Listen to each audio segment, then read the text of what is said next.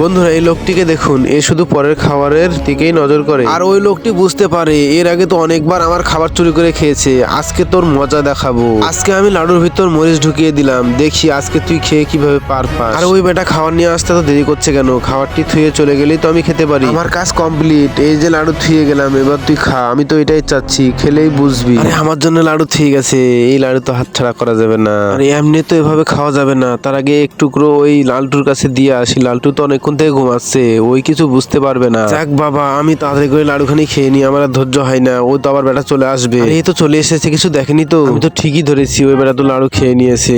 এবার বুঝবি, আমি ওর কাছে যাই, দেখি ওই বেটা কি করে। আজকে ওর আমি শেষ দেখে ছাড়বো। মাগো মাগো, লাডুর ভিতর কি দিয়েছে? আমার মুখ চোখ সব পুড়ে যাচ্ছে, কিন্তু ভয়ে আমি মুখ খুলতে পারছি না। ওই বেটা আবার এমন করে তাকাচ্ছে কেন? আমাকে মারবে নাকি? মাগো, আমার ভিতর তো পুড়ে গেল, আমাকে এখন একটু পানি খেতে হবে। বন্ধুরা, আমার মতো চুরি করা জিনিস কেউ খাবেন না, নয়তো আমার মতোই ফাঁসবেন।